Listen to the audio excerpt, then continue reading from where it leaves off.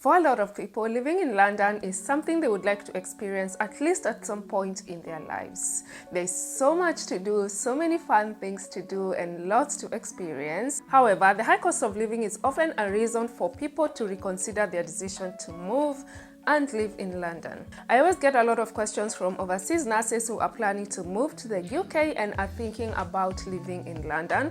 And some of the questions I get are, how much is rent? How much are the bills? What is transport like? Is it expensive? So in today's video, I will be giving you guys some estimates of what you could be spending every month if you live in London. So if you want to know how much that is, please stick around and we'll get started.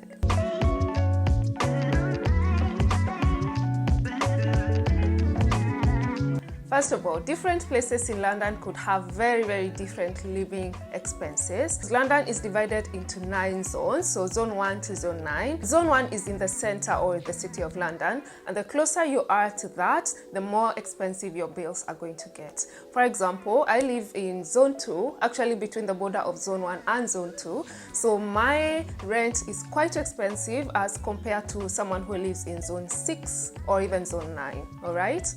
Something else that could make your living expenses higher is if you choose to live alone like I do. So if I was living in a shared accommodation, most likely I would be paying less because I would be cost sharing with the people that I would be living with. But then again, there are comforts of living alone that you wouldn't experience if you are cost sharing. So I guess it's up to you to look at the options and choose the one that is best for you. We are going to start with rent because I feel like it's the most expensive of all the bills. And as you can imagine, living in London is quite expensive because of the rent. So, like I mentioned, if you live in zone 1 or closer to zone 1, then your rent is higher as compared to somebody who is living further away. And then again, it depends on what kind of accommodation you're looking for. If you are going to stay in a studio apartment like I do, then your rent is going to be cheaper. Okay, so for a studio apartment, and I've done a lot of research on different websites, so I'm just going to be giving you guys some estimates. And like I said, it could vary between different places in London, but this is just like a general to just give you guys an idea of what you could pay. I found out that for a studio, you could be paying anything between 800 to 1,000. For a 1-bedroom apartment, you could be paying between 1,000 to 1,200 or even 1,500 pounds, and for 2-bedroom you could pay between 1,500 upwards.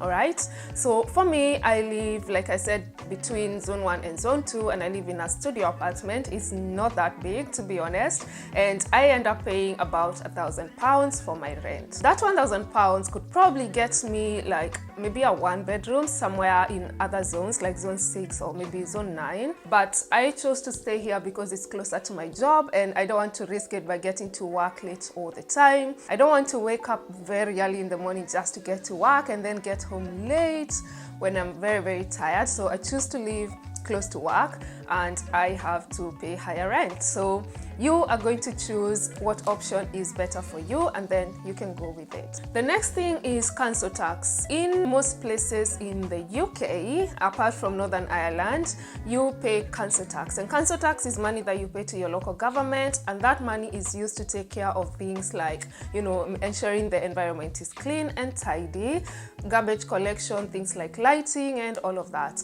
And the council tax is calculated depending on the value of the properties in your area. For me, my council tax comes to about £100. According to the websites I was checking, you could be paying about £80 to £120 for council tax. Before I moved to London, I remember I was in Surrey and my council tax used to come to about £130, which is actually even more expensive than I've ever paid since I moved to London. One more thing about the council tax: if you live alone like I do, you are entitled to a 25% single person's discount. So when you move to your apartment, make sure you email your council or your local council and tell them that you will be living alone, and then they are going to do the calculations and give you the 25% discount. So let's move on to the bills like electricity and water, and then we'll see how much that is going to amount. So for things like this, I feel like it depends on what kind of house you live in. If it's a big house, how much energy you're consuming, what you're doing with your electricity, you know, things like that.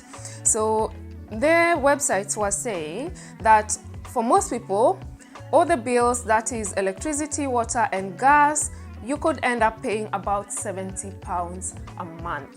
Okay, but like I've said, it depends on what you're using and how your house is set up, because for me, I don't have gas, so everything is powered by electricity, and then I have to pay for water. My water is really cheap, to be honest. I think I pay maybe £6 to £8 every month, and then for electricity, despite the fact that it's powering everything, it comes up to maybe about £30 a month.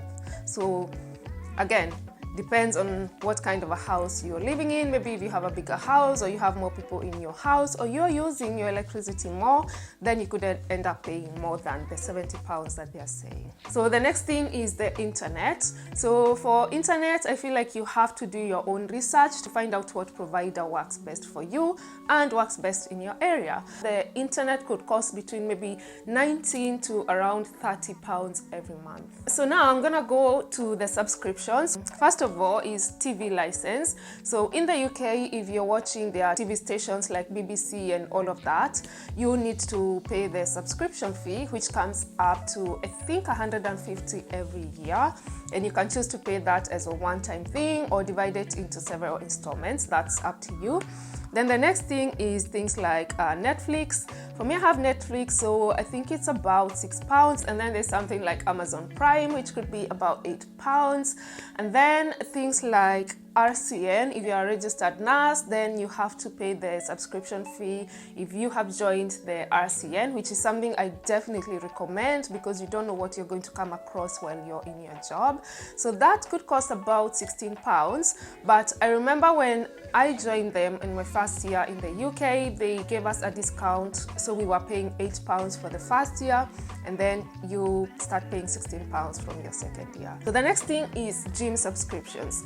So for me, I consider the gym as a very big part of my life because with my job, I need to find something to release the stress. I consider the gym as a constant present that I give to myself throughout the year. So if you feel like you would want to join a gym, I guess you would have to choose the option that works best for you. There are so many gyms in the UK offering different facilities. So for example, when I was joining my gym, I wanted a gym with somewhere I could work out. I wanted a place where I could book classes, and I wanted a gym with spas. So my gym has a spa, like the pool, the sauna, jacuzzi and all of that. And if you have friends that want to play tennis, and then you can book that for you and them. And then of course we have classes. You can work out by yourself if you want. There are instructors there to guide you and make a plan for yourself, and then you can review with them after working out for a few weeks. There are other gyms that are a bit more expensive, which could be like maybe 150 or something like that. There are other options like CrossFit. You could choose a gym where you just go work out by yourself, or you can book classes. So there are so many options, and I saw that for a gym, you could be paying anywhere between £30 to £200. So depending on what you are looking for in a gym, you will decide how much you will be paying. For most people that I talk to, they only want a place where they can work out or book classes sometimes, and then they end up paying about £30 to £40. So I guess that's up to you guys. So the next thing I want to talk about is transportation. Transportation is very important. If you are in London, then I honestly don't think you need a car. For me, I don't, and I feel like it works out for me best, because if I had a car, that would be an extra cost for me because I would have to pay for congestion fees, and then again, parking, that's an extra fee that I don't need. So if you're living in London, transport is very affordable, I would say. It's reliable and it's always there. For instance, if I get out of my apartment, I could take the bus or I could take the tube, which is just right here, which is another advantage of living here. From the blogs I was checking, they were saying that you could be using anywhere between £120 to £200. If you want a cheaper option, you can always go for the bus. Okay, so the buses in London are cheaper. If you choose to be taking the bus in London, considering all the delays and everything, you could be paying anywhere between £80 to £120 or £150 a month. £120 to £200 for like taking the bus and the train, or mostly taking the train. And then for the bus, 80 to 120 or 150 every month. Other thing is food or groceries. So for food, again, it depends on you. It depends on what you eat, how much you eat, or even where you shop. So they were saying that if you shop in places like Lidl or Asda or Aldi, that you could be getting your food cheaper and still good quality as compared to shopping in places like Waitrose or Morrison's or Tesco and Sainsbury's as well. Of course, if you're shopping in places like Whole Foods, the costs are going to be higher. They were saying that an average Londoner pays about £40 a week for food, which actually seems about right. The next one is the social life. And this is where some of us lose a lot of money. Because it depends on where you're going. So you could go out with your friends and spend about £40 for a meal, or you could go somewhere else and spend a few £100s for a meal and drinks. So depending on where you're going, like which area you're going, what kind of facility you're going to, you could spend a lot. So I would say just be careful and always plan ahead before you go out. Know where you're going, know who you're going out with, and then you estimate the amount of money that you're going to spend. Okay, in average, people spend about 150 to 500 pounds a month for social life. So according to those websites, they were saying most people spend about 1,200 to 1,800 to live comfortably in London. So what do you guys think? Do you think that's too much? Do you think you could move and live in London? Let me know in the comments. And like I said, there are also like so many other advantages of living in London. For instance, if you're a nurse, you will be maybe doing extra shifts or doing agency shifts, which obviously pay higher in London as compared to other parts of the country. If you live in London, we also get an allowance, which I think comes up to about 400 or 500 pounds every month, and that goes towards helping you pay your bills. For something like rent, if you know which area you want to move to, just go on Google and type 1-bedroom apartments in Camden, and then it will give you all these websites like Rightmove or Zoopla, where you can check like an estimate of how much rent you will be paying when you move to that area.